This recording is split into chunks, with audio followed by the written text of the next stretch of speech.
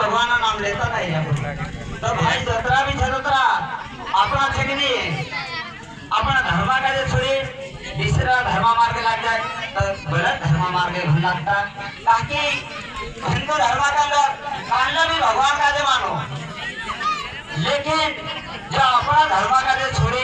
दूसरा धर्म मार्ग लग जाए, अपना हिंदी माता का जो नहीं मानता, अपना देव का जो नहीं मानता, जतरा भी क्षेत्र का अपना कुदरती हिंदी का जो खोदे ऐसा भी करे मानसे, लेकिन अपनी समाज का जे आखा का जे एक तो करे एनु का जे अपन का जे बाहर नहीं पावे ताकि देता के अपने मजबूती रह समार भाई हेरे करता गुरुजन जतरा भी क्षेत्र राजा मेरा हरो